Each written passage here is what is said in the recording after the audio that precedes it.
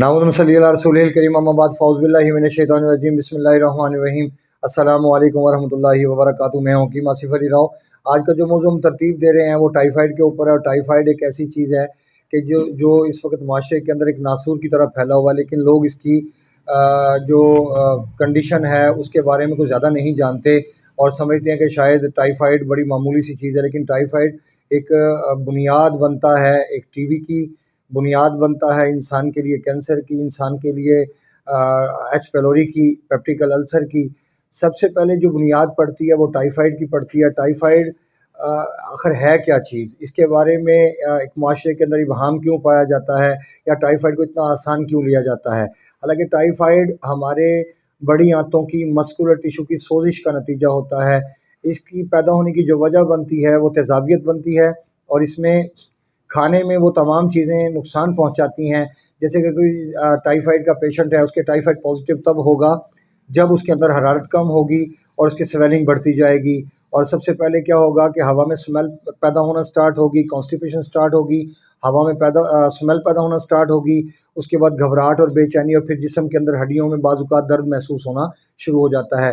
यहाँ पर घबराहट बेचैनी का अंसर ज़रूर होता है। याद रखिए कि अक्सर ऐसा देखा गया कि पहले टाइफाइड और फिर फैटी लिवर। अब फैटी लिवर को देख लें, टाइफाइड को देख लें, एच पेलोरी को देख लें, ये सारी की सारी ख़तरनाक चीज़ें अलामात हैं, तेज़ाबियत की ख़तरनाक अलामात हैं। और तेज़ाबियत का ताल्लुक़ इंसान के मस्कुलर सिस्टम के साथ है, इंसान के दिल के साथ है। अब जब हमारे जिस्म में एसिड बढ़ता है, तेज़ाब बढ़ता है, तो हमारा मस्कुलर सिस्टम शदीद दबाव का शिकार होना शुरू हो जाता है, और दबाव का शिकार होने के साथ वहाँ पे स्वेलिंग पैदा होना शुरू हो जाती है। और जब स्वेलिंग पैदा होना स्टार्ट होती है तो फिर उसका अगला जो स्टेप होता है वो वर्म का होता है, क्योंकि सबसे पहले सोजिश होती है, उसके बाद वर्म होता है। जब चीज़ वर्म के अंदर तब्दील हो जाए तो फिर वो कैंसर का रूप इख्तियार करती है।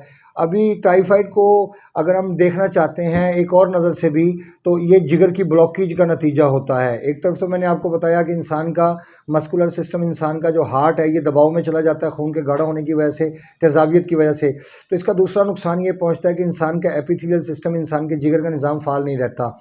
और जब आपके लिवर का निज़ाम फ़ाल नहीं रहेगा तो आपकी बॉडी में जितने भी नेगेटिव जहरीले मादे मौजूद होंगे, क्योंकि उनको साफ़ करना, उनको बॉडी से डिस्चार्ज करना, निकालना, ये हमारी किडनी की ज़िम्मेदारी है।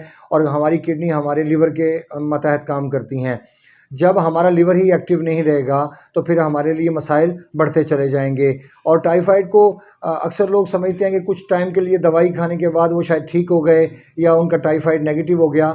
अगर टाइफाइड नेगेटिव हो जाए तो इसका मतलब ये है कि इंसान के एसिड का लेवल उसकी बॉडी की फ़िज़िकल कंडीशन के मुताबिक आ गया। लेकिन जब हम एनालिसिस करते हैं तो हमें नज़र ये आता है कि सिर्फ एक हद तक रिपोर्ट को नेगेटिव करने की हद तक तो ज़रूर बात की जाती है, लेकिन अगर हम मरीज़ के सिम्टम्स का जायज़ा लें तो उसमें कोई भी ऐसी चीज़ नज़र नहीं आती कि जो हम कहें कि टाइफाइड नेगेटिव हो चुका। अगर टाइफाइड ख़त्म हो जाए तो आंतों की सोजिश ख़त्म हो गई, आंतों की सोजिश ख़त्म होगी तो आपकी कॉन्स्टिपेशन ख़त्म हो गई, आपकी कॉन्स्टिपेशन ख़त्म होगी तो गैस्ट्रिक के मसाइल ठीक हो गए, और फिर आपके मुँह का जायका ठीक हो गया, और फिर ब्लड की सर्कुलेशन ठीक हो गई। अगर ये सारा कुछ ठीक हो गया फिर टाइफाइड के रहने का सवाल ही पैदा नहीं होता। और अगर टाइफाइड ठीक हो जाए तो उसके बाद फिर इंसान के जिस्म में ना तो कोई दर्द बाकी बचता है, और ना ही कोई केरे का मसाइल बचते हैं, और ना ही कोई फैटी लिवर के मसाइल बचेंगे, और ना ही कोई और दूसरा तीसरा जो भी मसला मौजूद है, चाहे वो हड्डियों की दर्द ही क्यों ना हो, वो तमाम की तमाम चीज़ें खुद ब खुद ठीक होना स्टार्ट हो जाती हैं। आप खुदा का वास्ता टोटकों से बाहर निकलिए, क्योंकि टोटके हमारी ज़िंदगी को जहन्नम बना देते हैं। मैंने ऐसे ऐसे लोगों को देखा है कि जो अपने फ़ैट को कम करने के हवाले से, अपनी वेट को कम करने के हवाले से लेमन का इस्तेमाल किया, और बजाय ज़िंदगी बेहतर होने के उल्टा और अज़ाब में चली गई। तो ख़्याल कीजिए कि टाइफाइड एक अलामत है, और ये सोजिश के नतीजे में पैदा होती है, और इसकी जो वजह बनती है वो बेड फैट बनती है, यानी कार्बन बनता है, कार्बन डाइऑक्साइड, ऑक्सीजन कम हो जाती है। इसलिए जितने भी टाइफाइड के पेशेंट हैं, अगर वो अपना जायज़ा लेंगे तो उनको ज़रूर अंदाज़ा होगा कि उनके हालात व वाक़यात क्या चल रहे हैं। इसी तरह काफ़ी टाइम पहले एक पेशेंट को देखने का मौका मिला, उसको 14 साल की उम्र में टाइफाइड हुआ, 13-14 साल की उम्र में। उसके बाद उसकी शादी हो गई, उसके घर बच्चे भी हुए, लेकिन वो बंदा सर्वाइव करता करता करता करता 45 ईयर तक पहुंच गया। जब वो 45 और 50 के दरमियान में पहुंचता है तो उसके जिस्म के अंदर बेतहाशा दर्दें इकट्ठी हो चुकी होती हैं, اور اس کے تمام جوائنٹس جو پین کر رہے ہوتے ہیں. اب یہاں پہ بنیاد بنی ہے ٹائیفائڈ. چونکہ انسان جوانی کی عمر میں ہوتا ہے تو وہ اتنا زیادہ ان چیزوں کو محسوس نہیں کرتا, زندگی گزارتا رہتا ہے, لیکن جیسے جیسے مسائل بڑھتے جاتے ہیں ویسے ویسے تکلیف میں اضافہ ہوتا چلا جاتا ہے. اسی طرح جب ان کا لیور کا ٹریٹمنٹ کیا گیا اور لیور کے ٹریٹمنٹ کرنے سے باڈی میں حرارت پیدا ہوئی تو ٹائیفائڈ بھی نیگیٹو ہو گیا, جوڑوں کی درد بھی ختم ہو گئی.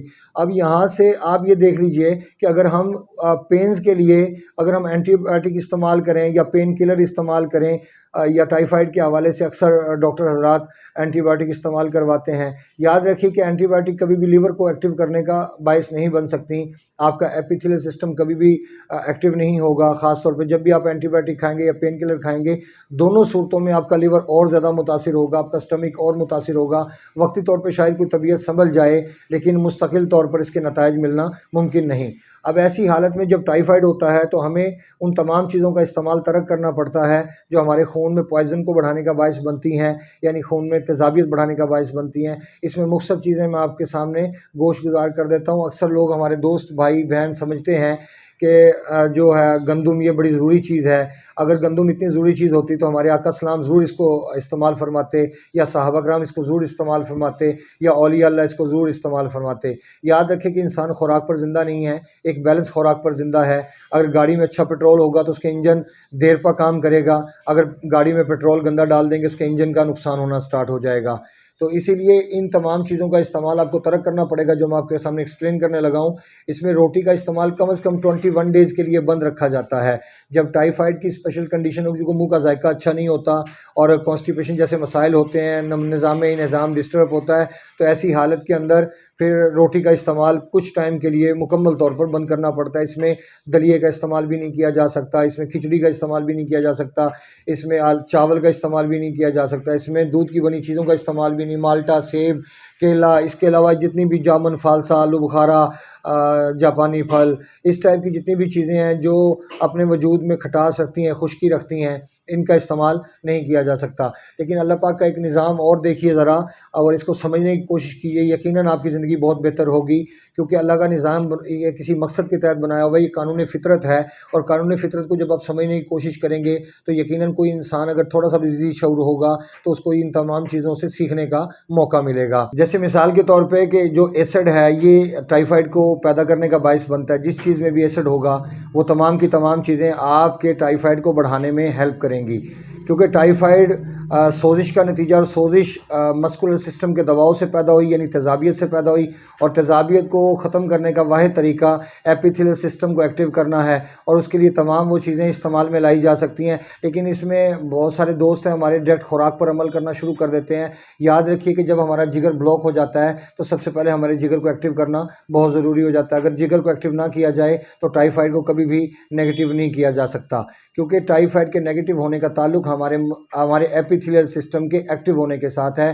کیونکہ جیسے ہی ایسڈ کم ہوگا اسی طرح ہی ہمارا ٹائیفائڈ بھی نارمل ہونا سٹارٹ ہو جائے گا. اب ٹائیفائڈ کی حالت میں جو خوراک ہے وہ کیا لی جا سکتی ہے, ایگزامپل دے رہا ہوں آپ کو, ساری باتیں یہاں پہ بیٹھ کے کرنا ممکن نہیں. جیسے مثال کے طور پہ آم کا استعمال ہے, خربوزہ ہے, گرما ہے, انجیر ہے, پپیتا ہے, اس کے بعد بکرے کی یخنی ہے, دیسی مرغ کی یخنی ہے, گرم پانی میں شہد ہے, اس کے بعد تل ہیں, اس کے بعد کاجو ہے, اخروٹ اور کشمش کا استعمال ہے. یہ تمام چیزیں ایسی حالت میں استعمال کی جا سکتی ہیں جہاں پہ ہماری بڑی آنتوں کے اندر ہمارے مسکولر ٹیشوز میں سوزش ہو چکی ہو اور ٹائیفائڈ ہمارا پازیٹیو ہو, تو یقیناً ان چیزوں کا استعمال کر کے فائدہ حاصل کیا جا سکتا ہے. لیکن پھر وہی بات آ جاتی ہے کہ سب سے پہلے آپ کو اپنے لیور کو ایکٹیو کرنا ہوگا. یہاں بہت سارے ہمارے دوست ہیں وہ سمجھتے ہیں کہ شاید خوراک پر عمل کرنے سے ہمارے معاملات ٹھیک ہو جائیں گے, لیکن یاد رکھیے کہ جو چیز بلاک ہو چکی ہے اس کو کھولنے کے لیے اللہ رب العزت نے ادویات کا سین ترتیب دیا. اگر ادویات کا صحیح استعمال کیا جائے اور جہاں پہ اس کی ضرورت ہے اور خوراک کو صحیح ترتیب دے دیا جائے تو میں سمجھتا ہوں کہ موت کے علاوہ ہر چیز کے اوپر کنٹرول حاصل کیا جا سکتا ہے. صرف موت کا علاج نہیں ہوتا, باقی اللہ رب العزت خود کہتے ہیں کہ میں نے موت کے علاوہ ہر چیز کا علاج اتارا. اپنے دوست احباب کا خیال رکھیں. ملتے ہیں انشاءاللہ مزید انفارمیٹیو ویڈیو کے ساتھ. وَمَا عَلَيْنَا إِلَّا الْبَلَاغُ الْمُبِينُ. السلام علیکم ورحمۃ اللہ وبرکاتہ.